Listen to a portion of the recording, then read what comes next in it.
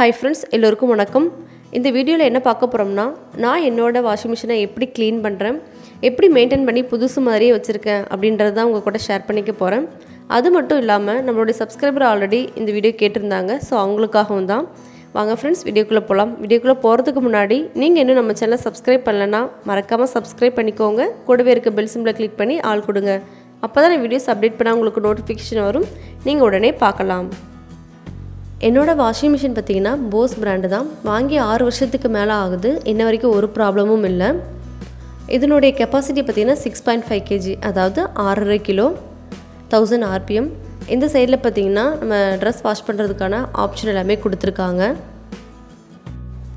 Washing machine clean பண்ணுறதுக்கு முன்னாடி நம்ம ப்ளக்கை ரிமூவ் பண்ணிக்கலாம். நெக்ஸ்ட்டு இந்த டிடர்ஜென்ட் லிக்விட் போட்ட ட்ரேவை க்ளீன் பண்ணிக்கலாம்.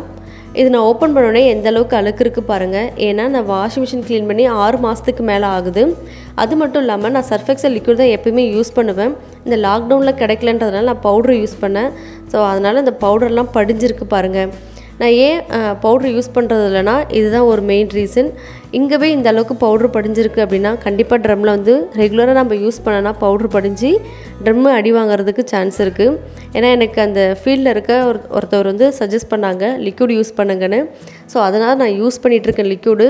அதனால் என்னவோ தெரியல, எனக்கு இன்ன வரைக்கும் வாஷிங் மிஷினில் எந்த ஒரு ப்ராப்ளமும் வரல. இப்போ என்னோடய ஹஸ்பண்ட் தான் வாஷிங் மிஷின் க்ளீன் பண்ணிகிட்ருக்காரு. வாஷிங் மிஷின் மட்டும் இல்லை, எலக்ட்ரானிக் ஐட்டம்ஸ் வந்து மோஸ்ட்லி பார்த்திங்கன்னா அவர் தான் க்ளீன் பண்ணுவார். ஸோ அவர் தான் இப்போ க்ளீன் பண்ணிகிட்ருக்காரு. நான் வீடியோ எடுத்துகிட்ருக்கேன். கை பொறுக்கிற அளவுக்கு கொஞ்சம் சூடாக இருக்கணும் தண்ணி. இது ஊறனதுக்கப்புறமா எப்படி க்ளீன் பண்ணுறதுன்னு பார்க்கலாம். நெக்ஸ்ட்டு ட்ரேக்கு கீழே இருக்க போர்ஷனை க்ளீன் பண்ணிக்கலாம். இங்கேருந்து தான் நமக்கு வாட்டர் சப்ளை ஆகும் அந்த டிடர்ஜென்ட் லிக்விட்லாம் எடுக்கிறதுக்கு. இங்கே வந்து நம்ம ஃபுல்லாக கையை உள்ளே விட்டு நம்ம க்ளீன் பண்ண முடியாது. ஏன்னா ரொம்ப நாள் ஆச்சுன்றதுனால அழுக்கு அதிகமாக இருக்குது. ஒரு ப்ரஷ் எடுத்துக்கிறேன். இது நான் க்ளீன் பண்ணுறதுக்கு வினிகர், பேக்கிங் சோடா, லெமன், இது 3 தான் எப்பயுமே நான் மோஸ்ட்லி யூஸ் பண்ணுவேன். கிச்சனுக்கும் நான் அதை தான் யூஸ் பண்ணுவேன். அதை வந்து நல்லா ப்ரஷ்ஷில் எடுத்து கொஞ்சம் அப்ளை பண்ணிவிட்டு ஒரு 5 மினிட்ஸ் அப்படியே விட்டுருங்க. அதுக்கப்புறமா நீங்கள் ப்ரஷ்ஷை வச்சு நல்லா தேய்ச்சிங்கன்னா அழுக்கு வந்துடும். நல்லா க்ளீன் பண்ணதுக்கப்புறமா ஒரு சாஃப்ட் கிளாத் வச்சு நல்லா தொடச்சி எடுத்துக்கோங்க. இந்த இடத்துல பார்த்திங்கன்னா அழுக்கு கிடையாது, அந்த கலர் பெயிண்ட் போனதுனால நமக்கு துரு பிடிச்ச மாதிரி இருக்குது. ஸோ அவ்வளோதான். இந்த இடம் ஃபுல்லாக பாருங்கள் இப்போ எந்த அளவுக்கு நீட்டாக இருக்குன்னு ஃபுல்லாக நம்ம க்ளீன் பண்ணி ஒரு கிளாத் வச்சு தொடச்சி எடுத்தாச்சு. நெக்ஸ்ட்டு வாஷிங் மிஷினோட ஃப்ரண்ட் போர்ஷன்லாம் க்ளீன் பண்ணிக்கலாம். அட்ஜஸ்ட் பண்ணுற அந்த பட்டன், டோரோட ஃப்ரண்ட் சைட், பேக் சைடு எல்லாமே ஒரு ஈர துணி வச்சு, சாஃப்டான துணி வச்சு நல்லா தொடச்சி எடுத்துக்கலாம். இதில் வந்து அந்தளவுக்கு டஸ்ட் எதுவும் நம்ம இருக்காது. இது எப்பயுமே நீங்கள் வந்து ரெகுலராக நீங்கள் வந்து ஃபாலோ பண்ணிக்கோங்க இந்த மெத்தடை. டோரில் இருக்கக்கூடிய கேஸ்கட், அதாவது ரப்பர் போர்ஷனை தான் நம்ம இப்போ க்ளீன் பண்ண போகிறோம். இந்த ரப்பர் வந்து பார்த்திங்கன்னா சாஃப்டாக இருக்கிறதுனால நீங்கள் வந்து ஸ்க்ரப் எதுவும் யூஸ் பண்ணாதீங்க. ஒரு மைக்ரோஃபைபர் கிளாத்தோ இல்லை சாஃப்ட் காட்டன் கிளாத்தோ எடுத்துக்கோங்க. இந்த இடத்துல பார்த்திங்கன்னா கண்டிப்பாக அழுக்கு வந்து சேரும். ஏன்னா நம்ம வாஷ் பண்ணுற தண்ணியெல்லாம் இதில் படுறதுனால கண்டிப்பாக இதில் அழுக்கு இருக்கும்.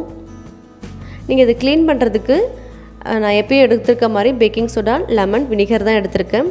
அதை வந்து இந்த இடத்துல வந்து தொட்டு லைட்டாக அந்த ரப்பரை க்ளீன் பண்ணிக்கலாம்.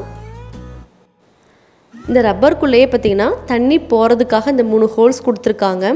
இது வழியாக போக முடியாத தண்ணி தான் நமக்கு இதில் வந்து தேங்கியிருக்கும். அதனால தான் நமக்கு அழுக்கு அதிகமாக வந்து சேரும். இது வந்து நம்ம வந்து கையை விட்டு க்ளீன் பண்ண முடியாது.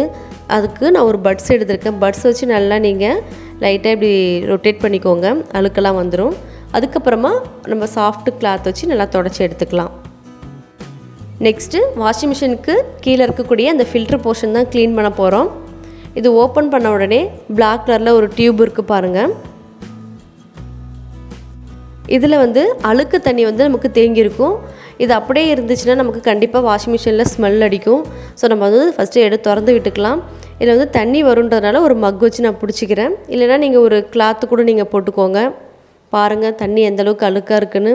இதுதான் வந்து நமக்கு வாஷிங் மிஷினில் ஸ்மெல் வர்றதுக்கு மெயின் ரீசன். இந்த டியூப்பில் இருக்க தண்ணி தான். ஸோ அதை நம்ம ஃபஸ்ட்டு வெளியில் எடுத்துடலாம். நாப் போட்டுட்டு நல்லா க்ளோஸ் பண்ணதுக்கப்புறமா அது இருந்த இடத்துலையே நம்ம வந்து ஃபிக்ஸ் பண்ணிடலாம். நெக்ஸ்ட்டு இதை கலட்டிட்டு நல்லா ஒரு கிளாத் வச்சு தொடச்சி எடுத்துக்கலாம். அடுத்துதான் நம்மளுடைய பின் இல்லை நம்ம ட்ரெஸ்ஸில் காயின் ஏதாவது இருந்துச்சுன்னா ஸ்டோர் ஆகிற இடம் இதுதான். இதை வந்து ஆன்டி கிளாக் வைஸில் ஓப்பன் பண்ணிக்கலாம். ஓப்பன் பண்ணோடனே நமக்கு மீதி இருக்கக்கூடிய வேஸ்ட்டு தண்ணியெல்லாம் வரும். அதனால் நீங்கள் அடியில் ஒரு கிளாத்து போட்டுக்கோங்க. இந்த சைடு சுற்றி காமிக்கிறேன் பாருங்கள் எந்த அளவுக்கு அழுக்கு இருக்குன்ட்டு. முதல்ல இதை நல்லா க்ளீன் பண்ணிக்கலாம். இந்த இடத்துல ஸ்டோர் ஆகாமல் இருந்துச்சு அப்படின்னா நீங்கள் கையை உள்ளே விட்டு பார்த்தீங்கன்னா தெரியும், காயின்லாம் இங்கே மேக்ஸிமம் ஸ்டோர் ஆகிடும். சின்ன சின்ன பின்ஸ் வந்து இந்த உள்ள பகுதியில் வந்து ஸ்டோர் ஆக சான்ஸ் இருக்குது. ஸோ அங்கேயும் கையை விட்டு நல்லா செக் பண்ணிக்கோங்க. செக் பண்ணிவிட்டு ஒரு கிளாத் வச்சு நல்லா நீட்டாக தொடச்சி எடுத்துக்கோங்க. ஃபில்டரில் எந்த அளவுக்கு அழுக்கு இருக்குது பாருங்கள். அது ஒரு ப்ரஷ் வச்சு நல்லா க்ளீன் பண்ணிக்கலாம். அடுத்ததான் நம்ம வந்து டிடர்ஜென்ட் லிக்விட் போடுற ட்ரேவும் வந்து நம்ம சுடுதண்ணியில் ஊற வச்சுருந்தோம், ரொம்ப நேரம் ஆகிடுச்சு. அதையும் எடுத்து இப்போ நல்லா நான் க்ளீன் பண்ணிக்கிறேன். அதுக்கப்புறமா அந்த ட்ரேக்கு பேக் சைடும் பார்த்திங்கன்னா நமக்கு ரிமூவ் பண்ணுற மாதிரி தான் கொடுத்துருக்காங்க. ஸோ நீங்கள் அதை ரிமூவ் பண்ணிட்டிங்கன்னா உங்களுக்கு இன்னுமே க்ளீன் பண்ணுறதுக்கு வசதியாக இருக்கும்.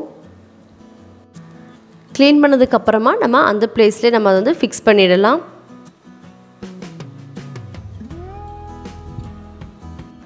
அவ்வளோதான், நம்மளுடைய வாஷிங் மிஷினில் ஃப்ரண்ட் போர்ஷன் ஃபுல்லாக நம்ம க்ளீன் பண்ணியாச்சு. நெக்ஸ்ட்டு வாஷிங் மிஷினில் வந்து பேக் சைட் போர்ஷன் தான் நம்ம க்ளீன் பண்ண போகிறோம். இந்த இடத்துல பார்த்திங்கன்னா நமக்கு வந்து வாட்ரு போகிற அந்த பைப்பில் இருக்கிற ஃபில்டரை மட்டும் க்ளீன் பண்ணால் போதும். இந்த ஃபில்டரில் இருக்கக்கூடிய கரையை நம்ம வந்து க்ளீன் பண்ணிக்கலாம். ஏன்னா தண்ணி போகிற இடம் இது தான். ஸோ இந்த இடம் க்ளீனாக இருந்தால் தான் நமக்கு வந்து தண்ணி நல்லா ஃபோர்ஸாக போகும். இப்போது நம்ம ட்ரம்மை மட்டும் தான் இன்னும் க்ளீன் பண்ணாமல் இருக்கும். ட்ரம்மை க்ளீன் பண்ணுறதுக்கு முதல்ல ப்ளக்கை வந்து நம்ம மாட்டிக்கலாம். மாட்டினதுக்கப்புறமா தண்ணியை நீங்கள் வந்து ஓப்பன் பண்ணி வச்சுருங்க. என்னோடய வாஷிங் மிஷின் போஸ்ன்றதுனால நான் அந்த பிராண்ட்லேயே பார்த்திங்கன்னா ட்ரம் க்ளீன் பவுட்ரு வாங்கியிருக்கேன். ஸோ அது வந்து ஒரு 2 ஸ்பூன் அளவுக்கு நம்ம எடுத்து இந்த ட்ரம்குள்ளே போட்டுக்கலாம். போட்டதுக்கப்புறமா டோரை க்ளோஸ் பண்ணிவிடுங்க. க்ளோஸ் பண்ணிவிட்டு என்னோடய வாஷிங் மிஷினில் பார்த்திங்கன்னா அதிலே ஆப்ஷன் கொடுத்துருக்காங்க ட்ரம் க்ளீன் சொல்லிவிட்டு. ஸோ அந்த மோடில் நான் வந்து ஃபிக்ஸ் பண்ணிக்கிறேன். நல்லா ஹாட் வாட்டரில் நமக்கு வந்து ட்ரம்மு க்ளீன் ஆகும். ஸோ அவ்வளோதான், அந்த ட்ரம் க்ளீனில் நம்ம வந்து ஃபிக்ஸ் பண்ணிட்டோம். இப்போ வந்து நம்ம ஸ்டார்ட் கொடுத்துடலாம். ட்ரம் க்ளீன் முடிஞ்சு மிஷின் பீப் சவுண்டு போட ஆரம்பிச்சிடுச்சு. நம்ம இப்போது வாஷிங் மிஷினை ஆஃப் பண்ணிடலாம். ஆஃப் பண்ணதுக்கப்புறமா டோரை வந்து ஓப்பன் பண்ணி வைங்க. ஏன்னா நமக்கு ஹாட் வாட்டரில் ஃபுல்லாக ட்ரம்மு க்ளீன் ஆகிருக்கு. அந்த ஸ்மெல்லாம் நமக்கு வெளியில் போகணும். அதனால் டோரை வந்து ஓப்பன் பண்ணி விட்டுருங்க. அது நல்லா ட்ரை ஆகட்டும். 3 to 4 hours அப்படியே விட்டுட்டேன். இப்போ பாருங்கள் எந்த அளவுக்கு நல்லா ட்ரை ஆகிருக்குன்ட்டு. இப்போது டோரு அந்த ட்ரேவெல்லாம் நம்ம க்ளோஸ் பண்ணிடலாம். க்ளோஸ் பண்ணிவிட்டு இதுக்கு வந்து வாஷிங் மிஷின் கவர் போட்டுடலாம். நான் வந்து போஸ் அந்த பிராண்டோட கவர் தான் வாங்கியிருக்கேன். இப்போ இந்த கவர் வந்து பார்த்திங்கன்னா காலையிலே நான் வந்து வாஷ் பண்ணி காய போட்டிருந்தேன். நல்லா ட்ரை ஆகிடுச்சு. ஸோ இப்போ இந்த மிஷினில் நல்லா ஃபிக்ஸ் பண்ணிடலாம். இந்த மாதிரி நீங்கள் கவர் போட்டு வச்சிட்டிங்க அப்படின்னா உங்களுடைய வாஷிங் மிஷின் வந்து புதுசு மாதிரியே இருக்கும். உங்களுக்கு க்ளீன் பண்ணுறதுக்கு ரொம்ப ஈஸி. மேலே அந்தளவுக்கு டஸ்ட் எதுவும் படாது. இதே மாதிரி உங்களுடைய வாஷிங் மிஷினை 3 months ஒன்ஸ் நீங்கள் இப்படி க்ளீன் பண்ணிங்க அப்படின்னா புதுசு மாதிரியே இருக்கும். எந்த ஒரு ப்ராப்ளமும் வராது. நான் இப்படி தான் என்னோடய வாஷிங் மிஷினை நான் க்ளீன் பண்ணி மெயின்டைன் பண்ணிகிட்ருக்கேன். 6 yearsக்கு மேலே ஆகுது. எந்த ஒரு ப்ராப்ளமும் இல்லாமல் நல்லாவே வாஷிங் மிஷின் ஓடிட்டுருக்கு. நீங்களும் இந்த மெத்தட் ட்ரை பண்ணி உங்களுடைய வாஷிங் மிஷின் வந்து க்ளீன் பண்ணி பாருங்கள். பார்த்துட்டு உங்களுடைய ஃபீட்பேக்கை கமெண்ட்டில் என் கூட ஷேர் பண்ணுங்கள். என்ன ஃப்ரெண்ட்ஸ், இந்த வீடியோ உங்களுக்கு யூஸ்ஃபுல்லாக இருக்கும்னு நினைக்கிறேன். பிடிச்சிருந்தால் லைக் பண்ணுங்கள், கமெண்ட் பண்ணுங்கள், மறக்காமல் சப்ஸ்கிரைப் பண்ணுங்கள். இன்னொரு இன்ட்ரெஸ்டிங்கான வீடியோவில் உங்களை சந்திக்கிறேன் ஃப்ரெண்ட்ஸ். பாய், டேக் கேர்.